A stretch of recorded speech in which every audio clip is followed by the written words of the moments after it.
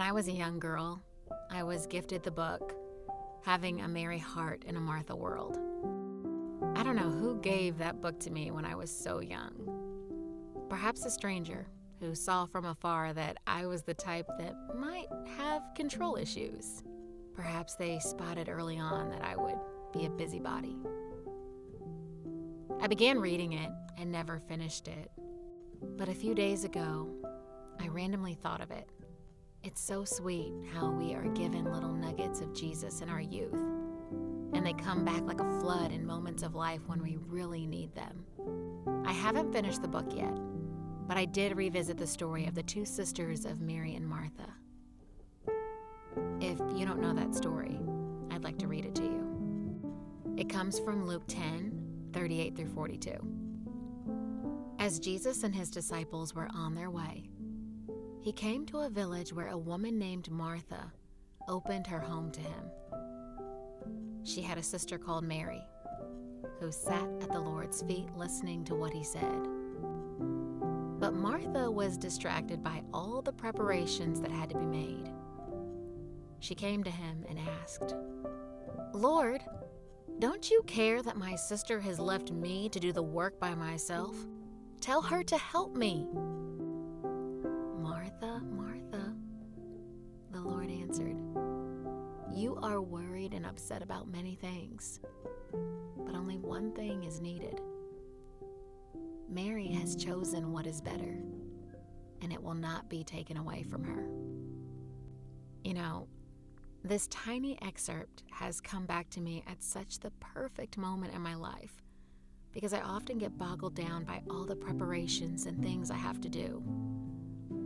Tend to my garden, think about meals for myself and my husband, ponder on future family planning, go to the gym, get the laundry washed, folded, and hung, wash dishes for the 100th time, spend time with my husband, plant new seeds of friendship in our new town, keep up with old friends, drink my daily gallon of water, juice, make doctor's appointments, sit on the phone on hold with whatever electronic company is failing me at the moment.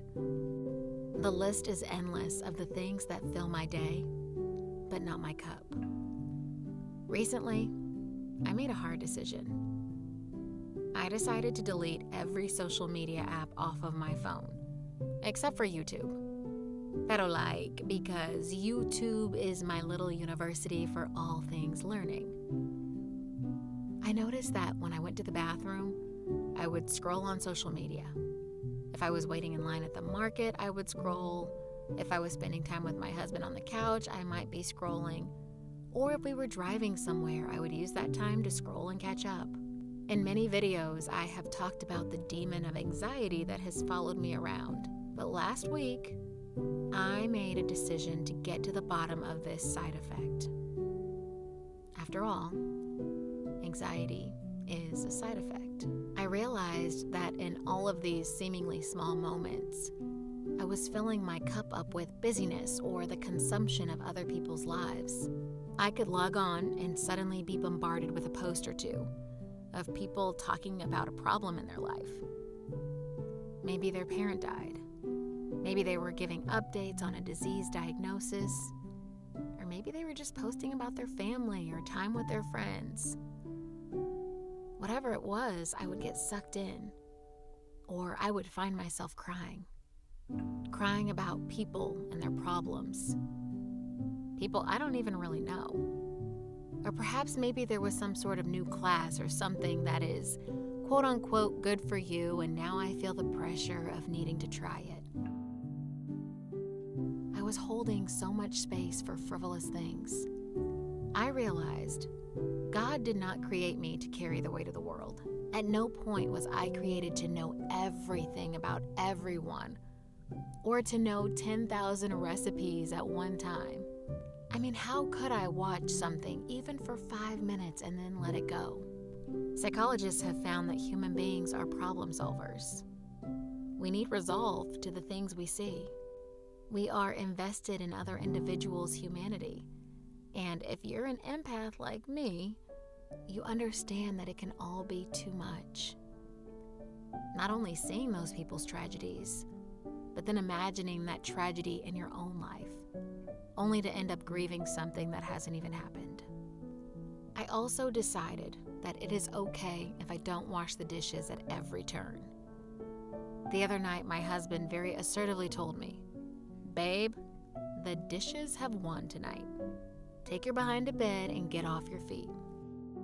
It made me think of this sweet story about Mary and Martha.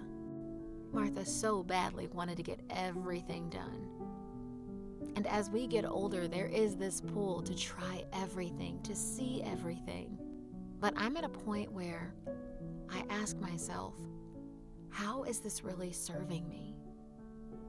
Serving my soul? My desire is to have less anxieties. I almost passed up traveling with my husband to do more housework. He wanted to take me on a work trip so that I could explore this new town, but I just kept thinking about the laundry list of things that needed to be done. After he walked around for a day looking like a lost puppy, I told him I'd come with him.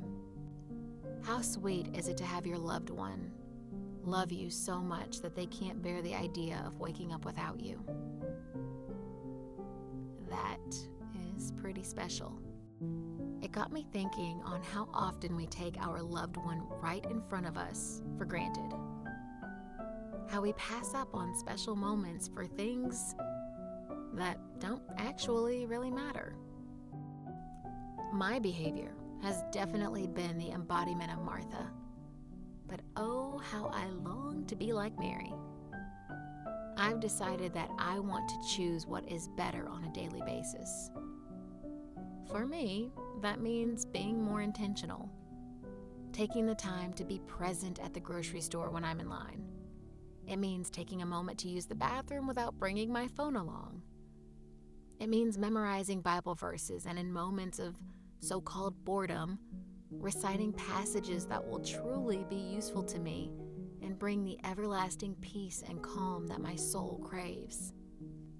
Often we say we don't have time for X, Y, or Z. But I truly believe that we do have time. We just have to stop holding so much space in our hearts for the other idols. Matthew 10:37-39 is a really great reminder to keep chasing Jesus. I mean, come on. The more we look to Him and make space for Him, the more of our life we actually have. More peace, more joy, more love, more freedom, more patience. He who loves father or mother more than me is not worthy of me. And he who loves son or daughter more than me is not worthy of me. And he who does not take his cross and follow after me is not worthy of me. He who finds his life will lose it, and he who loses his life for my sake will find it. Matthew 10:37-39. I want to encourage you. Be like Mary. Choose on this day what is better, what will truly serve you. Choose the everlasting.